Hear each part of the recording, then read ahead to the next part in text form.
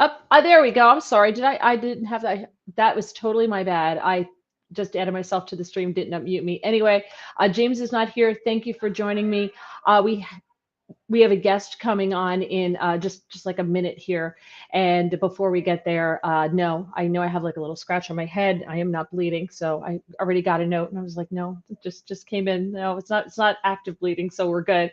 But we have a lot to talk about. We're going to talk about news that you should hear, but you probably haven't because no one's really reporting it. I have some questions for you that I would like you to weigh in on. We're going to talk about Ken Jeong walking off of The Masked Singer. We're going to talk about Liz Cheney getting millions and millions of dollars in contributions to fund her campaign from outside the state of Wyoming.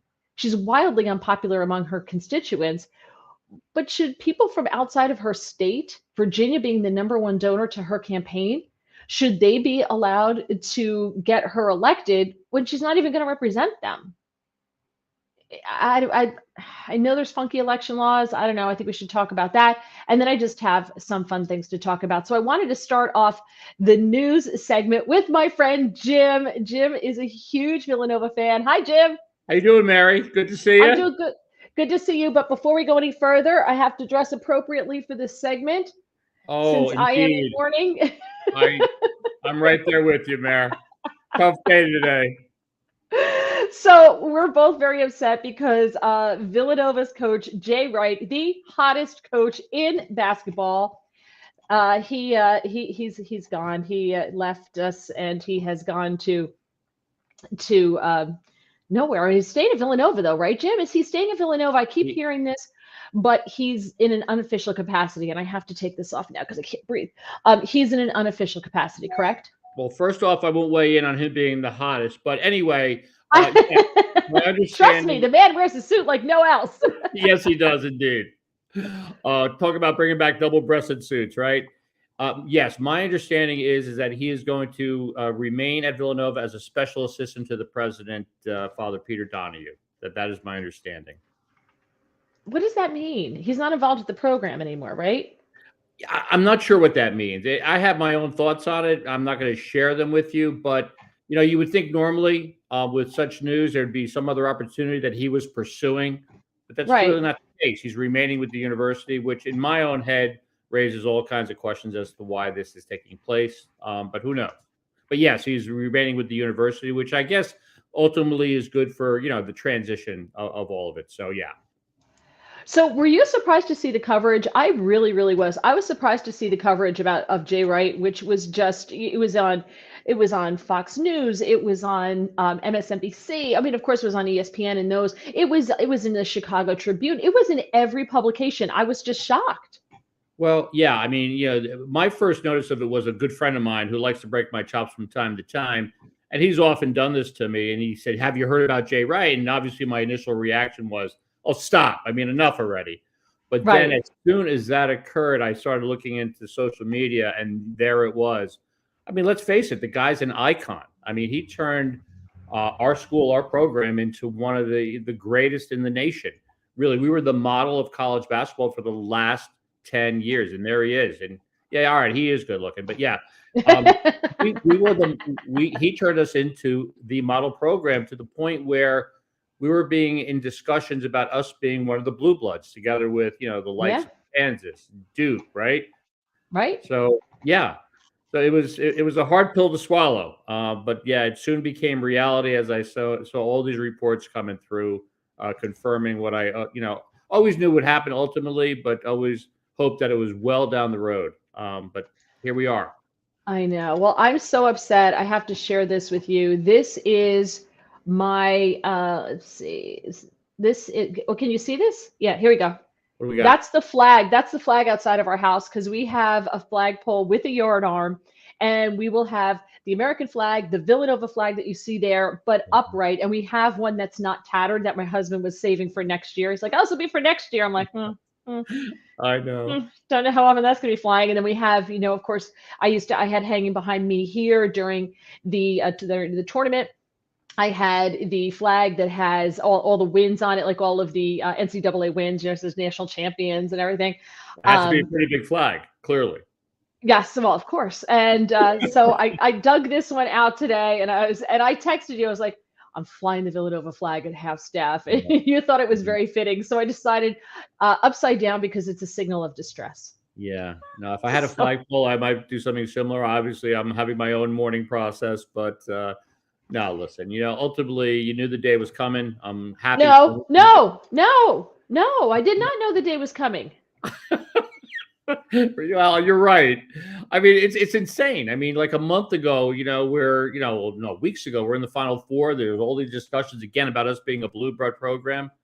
Who saw this coming, right? And here we are. He's like, I woke up this morning like hoping it was a bad dream, but no, it's Yeah, not. I have to just do that. I had to do this segment here because I know a lot of people aren't Villanova fans and they don't care. But college sports in this country is really a phenomenon. It's really the only country where college sports is bigger than professional sports. A lot of college football stadiums, especially in the South, are Yeah. larger than professional football stadiums. So it's a big deal. And Villanova is a small school, but their graduates are very, very, very loyal to the school because it's a Catholic school and they're smart. And they build incredible loyalty because they figure you will donate down the road because Catholic nuns and priests are awesome at making money. I'm telling you, you put Sister Mary, because we have some adopted nuns and Sister Right. Mary runs the place, you put Sister Mary in charge of the national budget and she will have that thing balanced in a week. And there'll be a surplus when she's done. Yeah, I'm sure.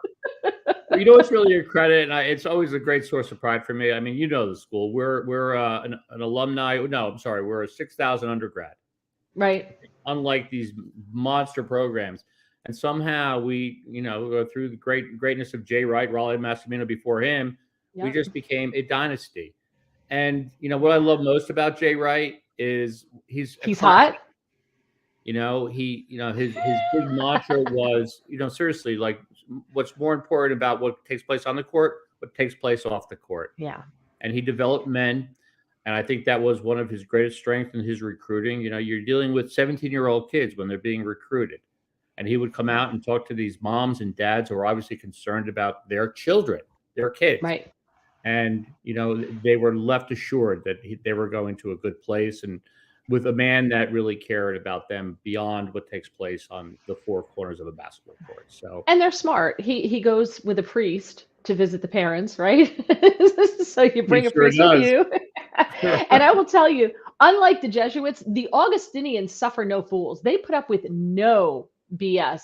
When Jim and I were at Villanova, remember Dwayne McClain got benched for not maintaining a C average, remember? You know what? I don't remember that. And by the way, thank Yeah. you for mentioning him, my favorite all-time player. But yeah, that's the way it worked. I mean, listen, you didn't go under the radar. You didn't Yeah. put out, you didn't go to school, you didn't play basketball. Right. So to Right. their credit, it's a wonderful place. And he's just a class act. He really is. I mean, you actually sent me the Jay Billis piece. Yeah. Out of Sports Illustrated. Wonderful. Yeah. But you just think back real quickly to the 2016 championship, right? When Chris Jacobs Oh, made that wonderful shot. You watch Jay Wright on the sideline, and as he often would do when there was like a final shot sent up, he would say bang. yep. And, Yep. and once he said that, and once the ball passed through the hoop, he didn't celebrate. He did an about face. He walked to the other end of the court to congratulate Roy Williams. Yeah. He's just a class act all around, and he'll be missed. He'll be missed by me clearly, but certainly by our program. But I'm optimistic with the gentleman that's coming in, Kyle Neptune. I spoke to people that I know within the program today, and they're excited about it. I mean, they're in shock, but they're excited about his arrival on the campus. Do we get to call him King Neptune? I mean, because that's pretty much where it's going to go, right? Like that's immediately what I thought. King Neptune, because his first initial's K. It works. Well, you know what? I haven't thought about it, but yeah, okay, I'll go with it. Sure, why not? And one more note about Jay, I just want to say, because I was talking to another friend of ours, Monica, who will make appearances on this show. I'm going to try, but she works now during these hours. We were talking about it. I said, I'm so glad that Jay Wright didn't do what Coach K did from Duke, right? He was from Duke, right? Coach The K? farewell tour thing. Yeah, I mean, he was like Cher on her, resignation tour, her on her farewell tour, right? Everywhere he went. Jay knew all along that he was resigning. He knew, obviously, that this was his last season. Right. And he You don't didn't say make a a word. He decision made it, like he this. made it about the team, not him. And I thought I really respected that. He could have had a lot of glory, and it could have really been all about Jay. And he didn't. He made it about the kids. He made it about the team. Which So is mad respect what for he's him. done since he's been here for the past 21 years. So yeah, he's a class act from beginning to end, no doubt about it, no doubt. Yeah. So Well, Al here says at Loyola, my Jesuits were Vietnam battle chaplains. Oh dear God, there you okay, go. Yeah, but Monica, one last thing about this. So my friend calls me today, and because I sent her the picture of our flag, and she said, I feel like I've been dumped. She said, I feel like I will never love again. right, Right? that's So exactly what it feels like. it does. I feel like he told me he was going to call me in the morning and didn't, and I'm somehow shocked because I believed him. Right. Well, and we all know that's nonsense. We will love again, right? I don't know. I'm so I upset. I All know it's right. terrible. I know. Well, I just wanted you to join me for this because he is seriously the biggest sports fan. It's Villanova and the Mets. And it has impeded his this is why, by the way, ladies, he is single, but he comes with an entire house full of sports memorabilia. And every article of clothing he owns is sports memorabilia. So I'm just telling you, he's gonna love sports first, I think. I'm not sure, but it'll be Well, a I will tie. tell you this, Mary. I know that's how you feel about me, but I have been working on it. I'm actually doing Okay. shopping in places other than the Villanova shop. Ooh, well, then you're saving money too, because everything in that store is from Vineyard Vines, and I can't afford like a belt to $75. So No kidding, right? can't get it Oh from there. God. All right, Jim, thank you so much. We're going to move on to news. I really appreciate you joining me. You're the best.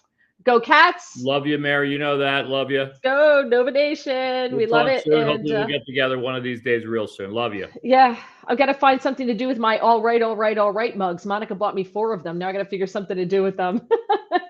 Thank you, Jim. Okay, let's go. Let's do some news here, shall we? Now, from what I understand, you should all be able to read the comments on the right-hand side of your screen. I don't have to put them up on the screen. You should be able to see them on the right-hand side of your screen. So if that is not true, please let me know. Because right now I'm just letting them scroll on the right side of the screen. And then when I get into some of the comments about the news and some other things we're doing, I'll try to put them up on the screen. So big news. Did you see, and these are stories, I try to do stories that, you're not going to see in the media because they're not probably reporting it. Elon Musk is making another bid for Twitter. According to the Epic Times, he has secured the required financing to buy Twitter and take the company private, according to a new regulatory filing. Now, this is because of this whole poison pill thing. They also claim that he didn't have the finances to be able to do this. The document shows, though, that Musk has received $46.5 billion in commitment to help finance the proposed deal. If he decides to go ahead with a tender offer, he will approach Twitter shareholders and offer to buy their shares within a specific time frame. He is still considering whether to offer a tender offer for Twitter. And I'll explain what that is because I didn't know, so I had to look that up. He's seeking to negotiate a definitive agreement with the board for acquisition of Twitter. According to the filing, he states Twitter has not responded to the proposal. Given the lack of response by Twitter, he is now exploring whether to commence a tender offer to acquire all of the outstanding shares at a price of $54.20 per share. And he included the rights associated with the poison pill, which are called the rights agreement. Now, the poison pill is also known as a shareholders' rights plan.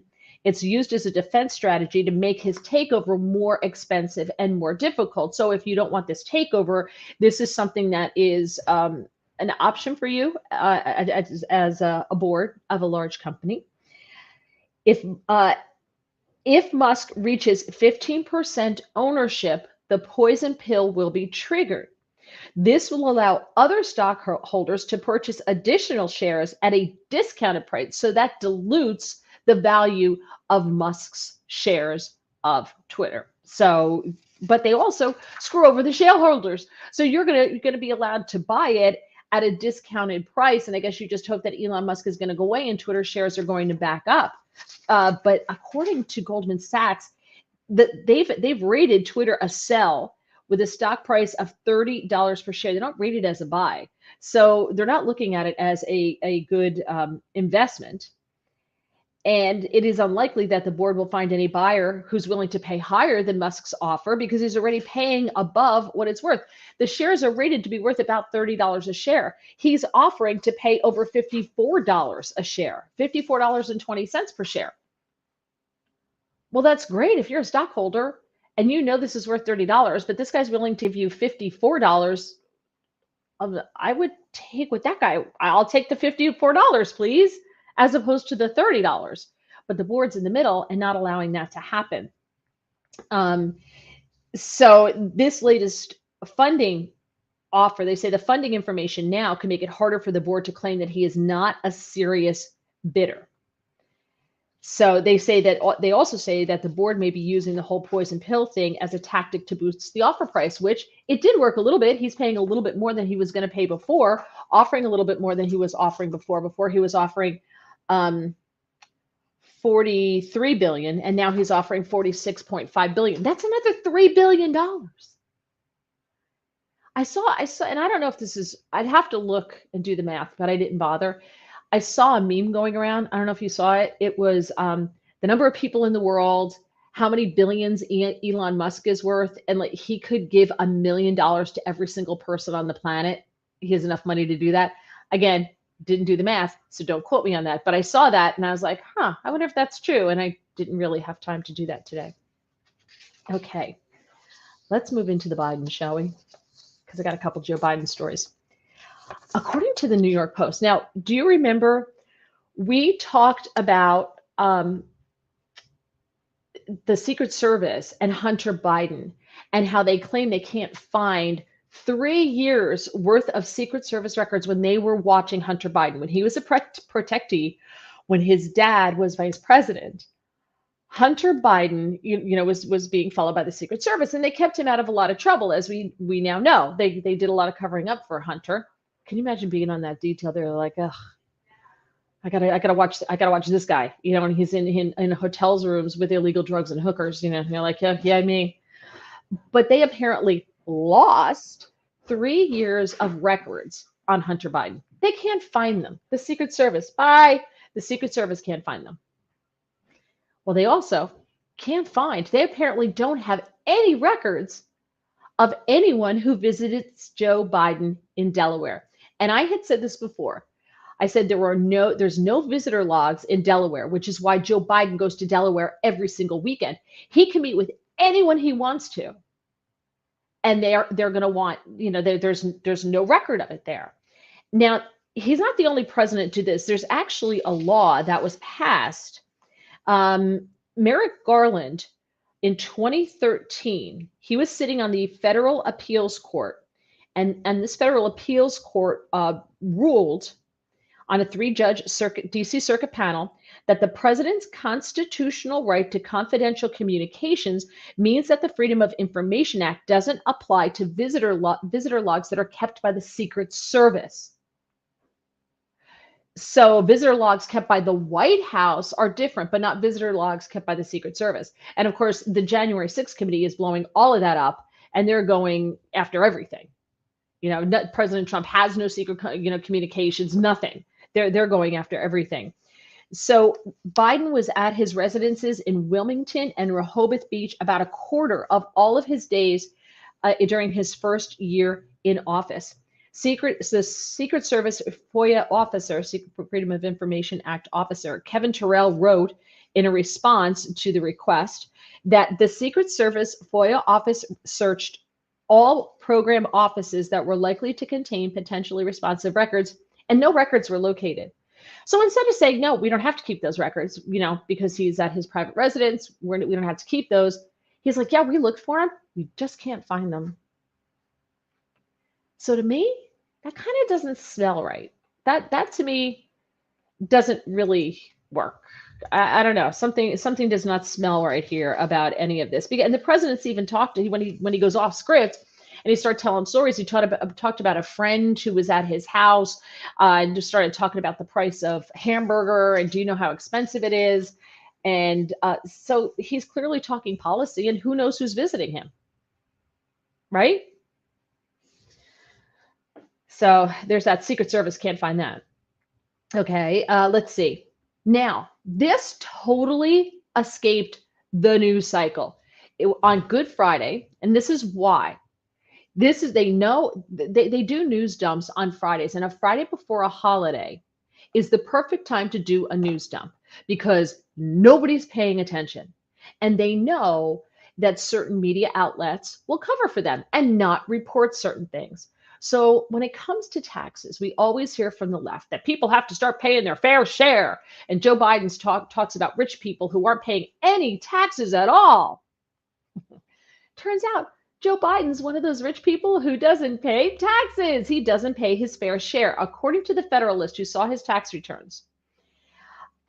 When he left the vice presidency in 2017, Joe and Jill established 2 S corps to handle their book and their speech income. Now, we've talked about this because there's questions about the amount that is being credited to Joe Biden's book sales. And, where's the money, if any, from China going? Like, is it going into any of these S corps and being just logged as book sales? We don't know. So they established 2 S corps to handle their book and speech income. So by characterizing most of their income as profits from the corporation rather than wages, they're able to avoid paying payroll taxes on more than $13 million worth of income. So because they're rich, making $13 million, they get to skirt the law, which is exactly what he talks about all the time, with rich people not paying their fair share. I'm going to tax the super wealthy. Really, Joe? Really? In 2021, they wrote off $61,995 in corporate profits as exempt from payroll taxes. That consists of $29,234 from Joe's Celtic Capri Corporation, $32,761 from Jill Biden's Giacopa Corporation. In the president's case, Biden avoided paying the 3.8% tax on nearly $30,000 in corporate profits. 2.9% of that funds Medicare. An additional 0.9% is imposed by Obamacare. He talks about Obamacare all the time. He's about Obamacare is personal to me, right? Yeah. You don't fund it, though. You ain't putting your money in it. You're making everybody else fund it, but you're not funding it. Jill earned about $67,000 as a teacher at Northern Virginia Community College last year. She did not reach last year's Social Security wage cap of $142,800 because when you hit that, you don't pay into it anymore above that. And the Democrats are always screaming that you should still keep paying. There should be no cap. You should pay and pay and pay and pay and pay. Well, because she would have had to pay Social Security taxes on all the wages up to the wage cap, that classifying almost $33,000 in book income as corporate profits rather than wages, she avoided paying Medicare taxes on those earnings, but she also avoided paying Social Security taxes as well. Altogether, the Bidens dodged more than $6,100 in Medicare and Social Security taxes in 2021 alone. They have previously avoided, according to this piece in the Federalist, at least $517,000 in Medicare and Obamacare taxes from 2017 through 2020. Using, and this is what kills me. This is what really gets me. If that's the way the tax law is written, I don't begrudge you doing it legally, and they did it legally. I don't begrudge them that. But then don't get up in front of the country and tell everybody else that we all have to pay more and that the rich people should pay more when you're avoiding paying. Don't be a hypocrite. Like, that's the thing that gets me. Being a hypocrite is one of those things that drives me absolutely crazy. I hate it. I can't stand hypocrites. They drive me nuts. So they're being being absolute hypocrites. Dems being hypocritical about wealthy Dems dodging taxes. How long has this been going on? Yeah, how long has this been going on? Again, if you cannot see the comments on the right-hand side of your screen, let me know, because there should be a scroll of all the comments and you should be able to read them as they come up and down. Also, don't forget to like the podcast, please. If you've not subscribed to my YouTube channel, please do. We have some changes coming. to the channel, and we'll have some news coming up as well. So and just because you subscribe, I'm not going to send you stuff or anything like that. It's just, it's a numbers game. All right, it's pretty much what it is, and we all know it. All right, let's very quickly talk about Durham and what he's up to, because no one's talking about what Durham's doing. Washington Post and the New York Times have started to slowly bring out little bits here and there. But I know someone who was with some liberals at Easter and tried to have a conversation with them. And they're like, oh, Trump, Russia. Blah, blah, blah. And they said, well, the Durham report shown they didn't even know who Durham was. This is how insular the media has become and how divided the media has become. For you to not know who John Durham is frightening. It's frightening. So, Jerry says they're not showing. Okay, so I wonder if that's because that only worked on Facebook and I'm only streaming on YouTube and Getter now. So maybe that's why that's not working. You can only see that on Facebook. I don't know. All right, thank you, Jerry. Appreciate it. So according to the Washington Examiner, a little bits are coming out from Durham, drip by drip by drip. There's just like a constant drip. The mainstream media, the Democrat mouthpiece, they are not reporting on any of this. So the Washington Examiner did a piece. Now there's something called Yoda phones, Y-O-T-A, not Y-O-D-A, but very close. They're called Yoda phones, and they're Russian. They're made by Russia. And John Durham, in his filings that have been made public, that have come up, he revealed some more details about the Trump-Russia collusion. And this all centers around Michael Sussman, who worked for the Hillary Clinton campaign. And yeah, Keith, I put on Facebook that I was driving everybody to YouTube. So I'm glad you came over here. Thank you. Appreciate it. So Sussman was indicted last September for allegedly concealing that his clients were the Hillary Clinton presidential campaign and Tech One, an executive we don't know his name, named Tech One. Oh no, his name is Rodney Jaffe. That's Tech One, Tech Executive One. And when he went to the FBI, he said that he was just a concerned citizen. He wasn't working on behalf of anyone, when in fact he was. So he lied to the FBI. And according to John Durham, he doesn't like that. So John Durham is not happy about that. But that's the hook here. So he's under indictment. The CIA told Sussman, said that Sussman told them that his contacts had gathered information indicating that a Russian-made Yoda phone had been seen by them connecting to Wi-Fi from the Trump Tower in New York before the election, which is where Donald Trump was working before the election. As well as from a location in Michigan. And that ding in Michigan was at the same time that at the time candidate Trump was believed to be at those locations. So they're saying, he goes to the FBI and says, look, we tracked a Yoda phone which is a Russian phone, from Trump Tower, where Donald Trump was working from, but that was his command center before the election, to Michigan at the same time Donald Trump was in Michigan, trying to build this Trump-Russia collusion hoax to make it look more believable. Well, it turns out it was all BS. The Yoda phone was seen connected to Wi-Fi from the executive office of the president in December of 2016.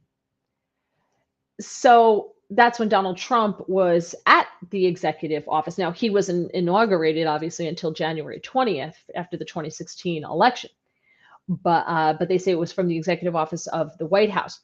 The special counsel revealed this past Friday that the CIA concluded in early 2017 that the Alpha Bank and Yoda phone information was not technically plausible and that it was user created. So in other words, these guys made it up.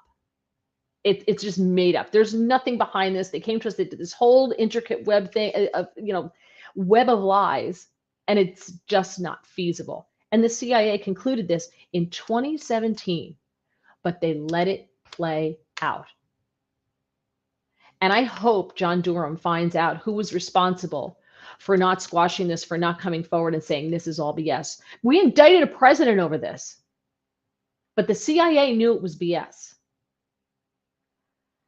I'm hoping that he's going to get even further.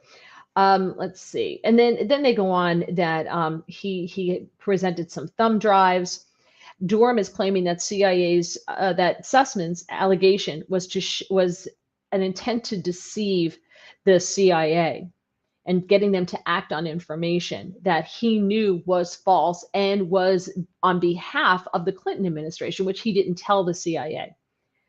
Let's see. And then there's another CIA employee who's just referenced as former employee 1, that Sussman had a meeting in January 31st of 2017. So President Trump is now the sitting president. He's now in the Oval Office. And this former employee 1 had worked at the CIA. And the special counsel provided a heavily redacted copy of an email that this former CIA employee sent to someone referred to as employee 14. Durham wrote earlier this year that the special counsel's office has identified no support for these allegations. Sussman wrote that he represents a client who does not want to be known in this email, but who had some interesting information about the presence and activity of a unique Russian-made phone around President Trump. The email reads, quote, the activity started in April 2016 when then President-elect Trump was working out of the Trump Tower on its Wi-Fi network. Trump was a candidate. He was not president-elect at the time. So they were going back to when he was a candidate to prove that the Russians got him in. And then after his move to the White House, the same phone surfaced on the EOB network. That's the executive office building.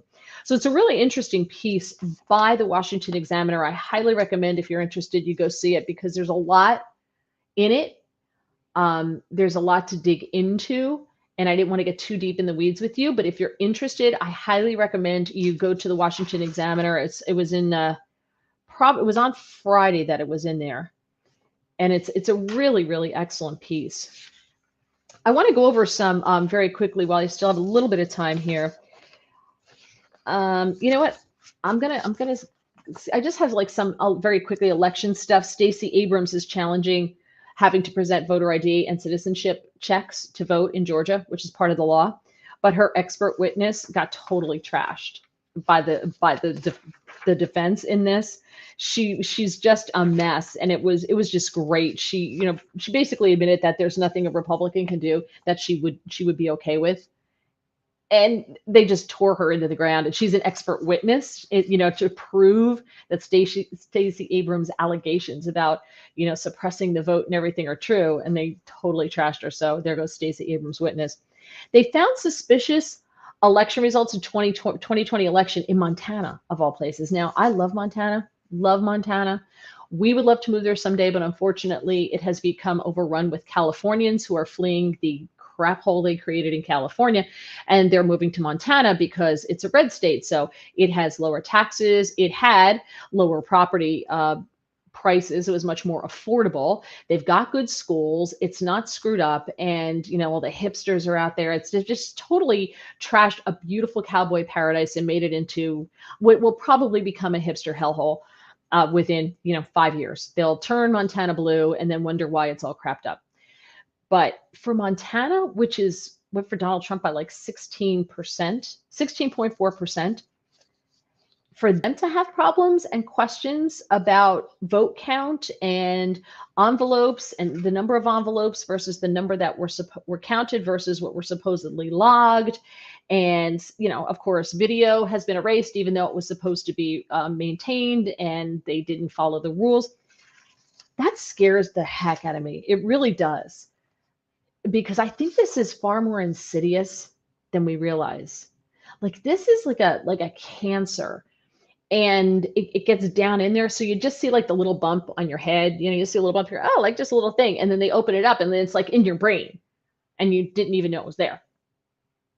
Because it gets all these like little tentacles, and it gets everywhere. But Montana. Like I get that they want to rig it in the cities. I get it, and they're gonna want to rig it in areas where there's a chance that someone they don't like could possibly win. And they're blatant about it. They're just blatant out in the open, and no one is ever held accountable. Like who decided to erase the tapes in Montana? Who decided to do that? We should know, and that person needs to be questioned under oath. But that doesn't seem to happen anywhere. In Georgia, more than 300,000 votes unverified in Fulton County on the 2020 election. 300,000 votes. That changes the entire election. And it's just it's so maddening to me because nothing happens. No one's held accountable for this. Yeah, there's video that's being presented in these, across the country in hearings that you don't really hear anything about. And some of the video, there's a video of a woman you getting dropping off a boatload of ballots in a drop box, stacks and stacks of ballots. Okay, who is she? You can see the car she got out of. Why don't you look at the license plate and track this person down and find out who it is? But we don't.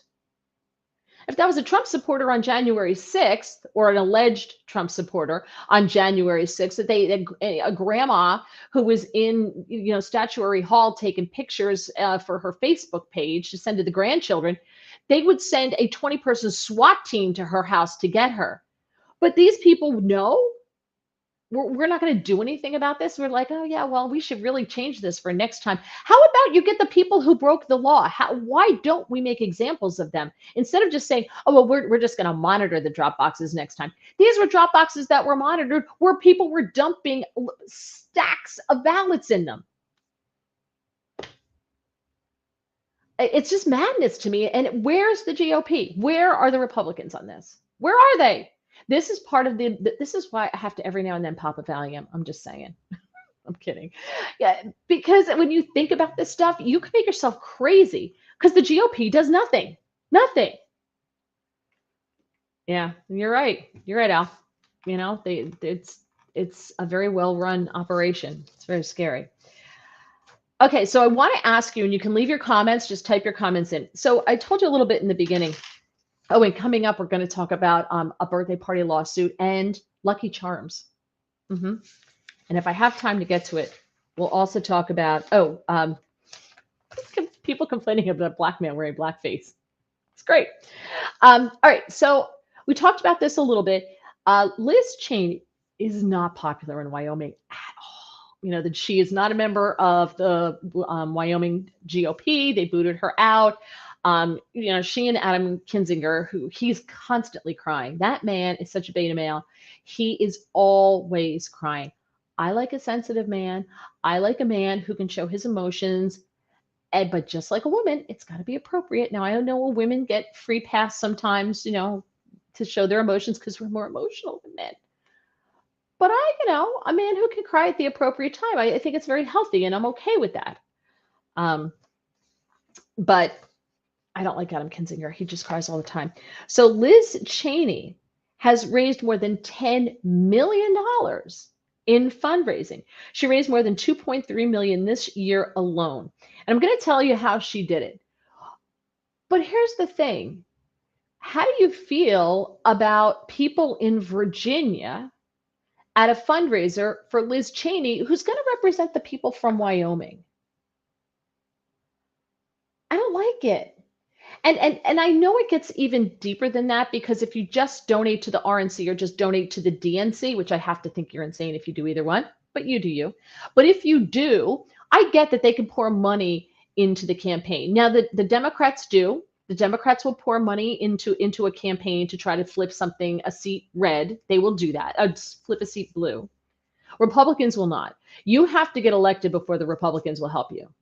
They didn't help Jack Ciattarelli in New Jersey. I think they only come in after you've done it.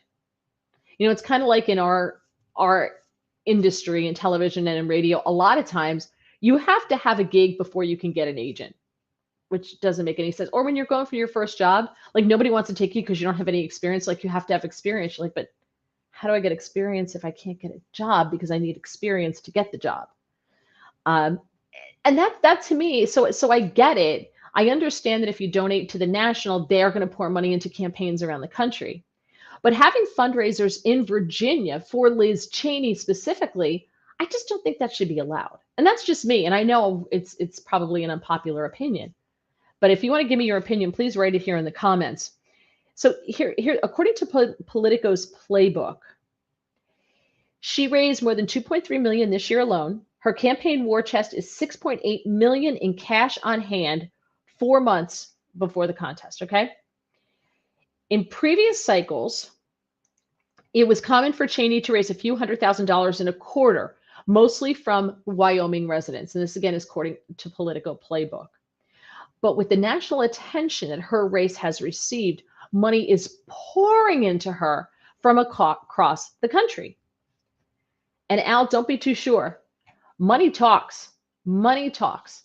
And money helps raise awareness. If you're a no-name, like for instance, the person who is challenging her is Harriet Hageman. She is an attorney. She does not have Liz Cheney's name recognition. And there is a scary number of people who get in the voting booth and they just vote for the name that they recognize. And that's a scary thing. And Liz Cheney has name recognition. That's very difficult to overcome when no one knows your name. You know, how are you going to run against her? You can run, but you have a much harder haul, especially if you don't have as much money to buy TV ads and to buy billboards and to buy, you know, ads in newspapers and in social media and everything else. You don't have those funds. It's very difficult. Cheney is raking in more from the people, the residents of Northern Virginia, where she spends most of her time because she never goes home because everybody hates her in Wyoming, than her constituents who first sent her to Washington in 2016 in Wyoming. So the people of Northern Virginia, famously crazy liberal, are funding her campaign to get her to represent the people of Wyoming. They don't want her. So why should the people of Virginia be allowed to fund her campaign in Wyoming? Cheney did go to Wyoming in February, but she did not visit her constituents. She hung out with reporters. She did call in an interview with the New York Times. She called Wyoming voters crazies. But yet she's running to represent them. And you watch, she'll become a Democrat. She'll win as a Republican and she will become a Democrat. I would love to know how you feel about this. So just write the comment in. I'll get it up on the screen. And I'd like to hear what you have to say about this. As I said, her primary challenger is Harriet Hageman. So this is just for a primary. Trump endorsed Harriet Hageman. She relies on grassroots supports because she doesn't have the money. Her Federal Election Commission records show she has raised just more than $2 million in her campaign, and she has only about $1 million left in cash on hand, and there's still a couple of months before the primary. According to Politico, more than $200,000 came from a fundraiser held with Kevin McCarthy after he endorsed her in February. Before he did that, she only had about $300,000 in the bank. This is what makes me crazy about the RNC. Democrats play the game. Democrats are playing the game so much, they're funding an incumbent Republican. That's how much they play the game. Republicans hoard the money, Democrats spend it and raise more. And the Republicans raise the money and then don't spend it. At least I don't think they spend it wisely. I don't think they do. Okay, if you want to comment on that, do you think that should be allowed? Should people in, think of whatever state you live in, how would you feel if people from California, raised all the money to elect the person who's going to represent you? And you're like, this person doesn't represent, this isn't what this state wanted. Wyoming doesn't want Liz Cheney. But because of the money pouring in, they may get Liz Cheney because that's who Washington wants. I don't know if you saw this. I don't know if you watched The Masked Singer. Have you ever seen that? So I wasn't going to watch it for a lot of reasons, but so I want to watch it. And it's actually a cute show. It's actually a fun show. And what it is they have these insane costumes and they get very, very gifted professional singers, but then they also get different personalities from a spectrum, from sports, from football, basketball, surfers, TV personalities, and they get different people who are in these costumes and sing, and they have sing-offs and everything. You try to guess who they are, and some of them are really funny. They had Penn and Teller on, which is really cute, and it's just fun. And they try to guess. And they have Jenny McCarthy. Yeah, Jenny McCarthy, Robin Thicke, Ken Jeong, and Nicole Scherzinger up there. So in The Masked Singer from last night, Rudy Giuliani was the one who was unmasked because he's clearly not a professional singer and nobody could guess. They're like, is this Robert Duvall? Try to guess who it is. Takes it off and it's Rudy Giuliani. And Nick Cannon's like, and Ken Jeong just went, And I was going to play the clip for you, but I can't because it's copyrighted, so I can't play it. But go online and look it up and watch this. So bottom line, now the audience for the most part was applauding, going, ah, and I think a lot of people in the audience had no clue who Rudy Giuliani is. They're not necessarily, that crowd to know who a politician is. They would no clue. But they were very polite and they applauded and everything. And they asked him why he did it. Nick Cannon said, well, you come on the show with all of this controversy. You could tell Nick was like tap dancing, trying to figure out how to do this. And Rudy Giuliani said, I guess the main reason I did this, I just had a granddaughter, Grace, and I want her to know that you should try everything, even things that are completely unlike you and unlikely. I couldn't think of anything more unlike me and unlikely than this. And I enjoy the show. I have for years. And it just seemed like it would be fun. I don't get to have a lot of fun. And then he went and he sang, he was singing Bad to the Bone. So when they take the hat off of them, they would take the mask off, this big cute mask off of them. He sings Bad to the Bone, which is the song he sang that he lost on. And Jeong was so upset. And you know him from The Hangover. He's a comedian. And he's been in about a couple of things. He walked off stage. He goes, I'm done. And he walks off stage. Because how dare they have Rudy Giuliani on? How dare they?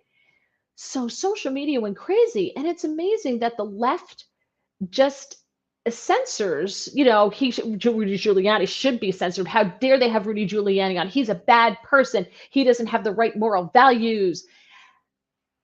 And so I got into it. And I'm curious how you feel about it. If you want to leave your comments, please do. And I'll get to them. I'll put them up on the screen. I argued that as an employee, you do your job. In my capacity, especially when I was in Washington, I had to interview people that I didn't like. That was part of my job. People that I thought had moral values of a slug, and that's demeaning slugs. People that I thought were bad people or I disagreed with politically. But I put on my big girl pants and I did my job.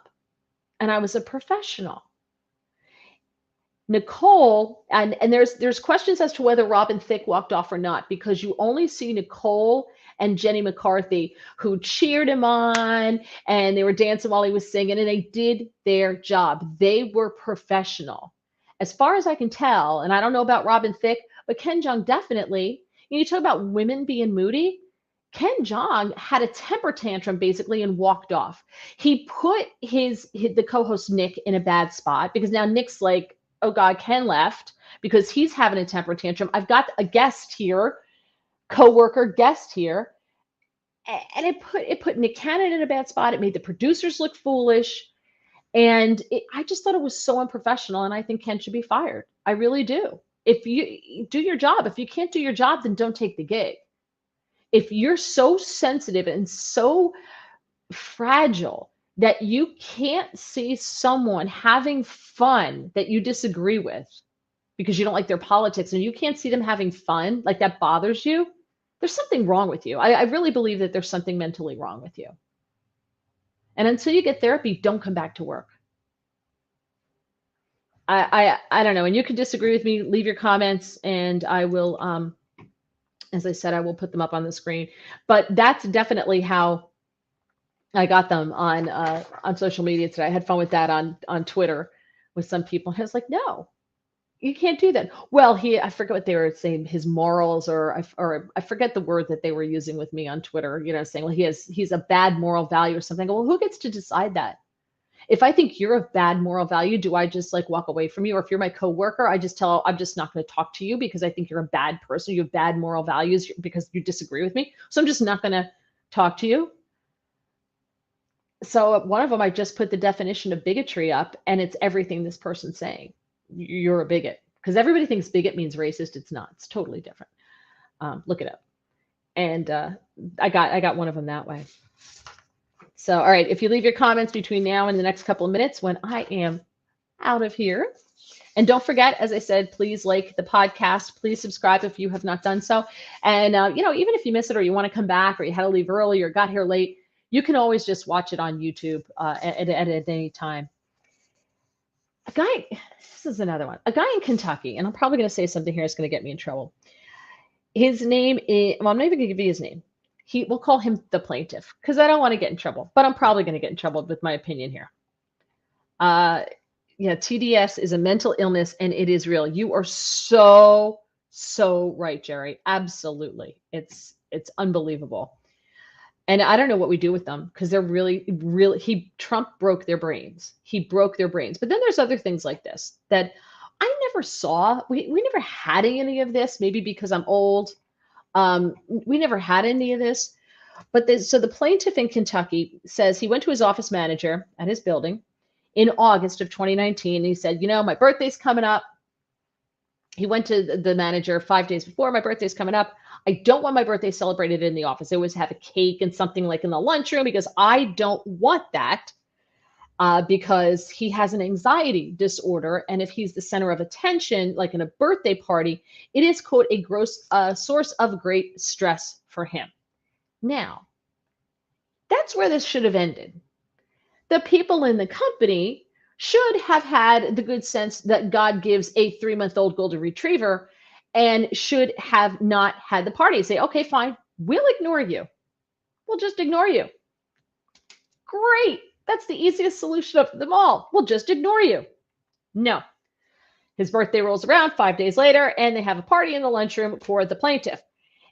He's on his way to lunch break, and he learns about that there's a party waiting for him. He has that triggered a panic attack in this guy. Okay. All right. So he left the office. He abruptly left the office and he sat in his vehicle and had his lunch break. So he had to eat in his vehicle. He texted his manager from his car, confronted her about the party that he asked her not to throw. Now, the next day, he was summoned to a meeting with 2 managers, and they criticized him regarding, quote, his reaction to the birthday celebration. That meeting throws him into another panic attack. And he asked them to stop, and he winds up, according to his defense attorney, the plaintiff's attorney, his attorney, he says he started employing coping techniques that he's worked on for years with his therapist. And the way he described it, he starts to hug himself and he asks them to please stop. Now, I get that people have panic attacks. I get it. Like, I get some people are claustrophobic. I'm wildly claustrophobic. I'm not getting in the elevator. Not happening. Not happening. Bye, Keith. See ya. Thanks for joining us. So I get having a panic attack, but if you're having a meeting with your bosses who are talking to you about the panic attack you had the day before, and that sends you, just that conversation sends you into another panic attack, and you have to sit there hugging yourself and doing your coping, maybe you're just not cut out for this job. Maybe this just is not for you. I get that people with disabilities need to work, totally understand that, but maybe just not this environment. Maybe you need to find something somewhere else. Maybe this isn't for you. This is why I never want to run a business, because you never know. You never know what you're going to get. And you got to take them. So he says that the employees asked him to stop hugging himself. He didn't. When that happened, they left the conference room. In the defense, they say my employees de-escalated the system. They got him out of the building as quickly as possible. He went home for the remainder of the day. And the complaint stated that after he got home, he sent his manager a text. He apologized for his panic attack, and they wind up firing him on Sunday. So he alleges discrimination. And a jury awarded him $450,000 for the birthday party that should never have been thrown for him. Now, I personally would not sue. That's just not me. I don't think I would sue. Although I got to tell you, I get a little more litigious as time goes on because everybody's suing and everybody's winning. Because if your boss speaks to you in a way that you don't like, you get to sue now. I don't know. I was always taught it's their business, and if you don't like it, I mean, apart from being abusive, but I've been in some business relationships where it was pretty abusive by today's standards. And I don't know. So, I mean, good for you. You got $450,000. Congratulations. but now your name's in the paper and everybody knows about this. And I don't know.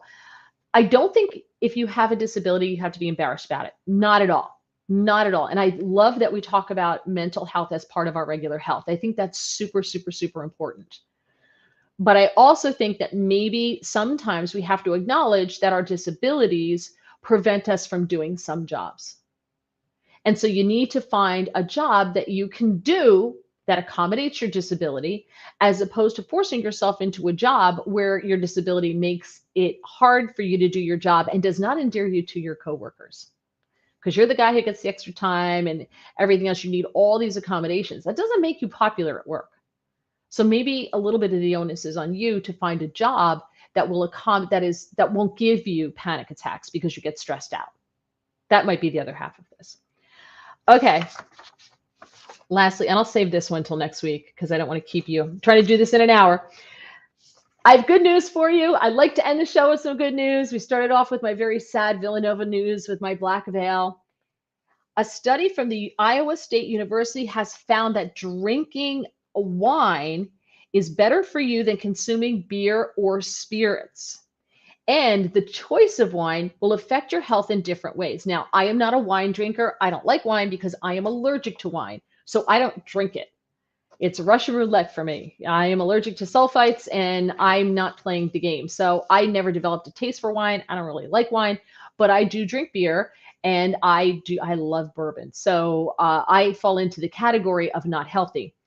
They found that drinking beer or spirits leads to higher levels of visceral fat.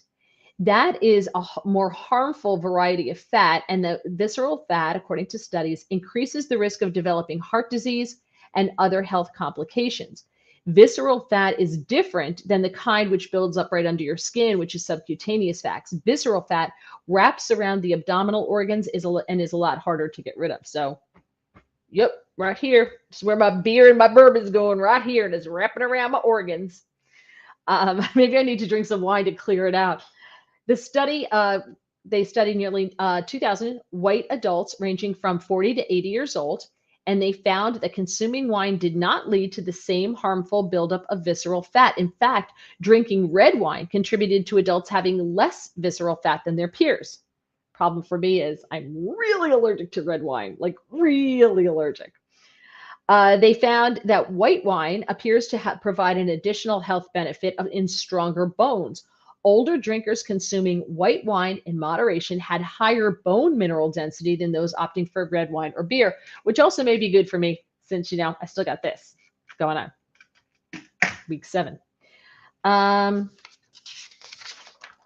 So they found that even drinking a single glass of alcohol shrinks the brain, according to some studies. But other studies have found that red wine does everything from improving your gut health to lowering your diabetes risk. So I thought a little good news. It's a little good news for you there, right? To end the show.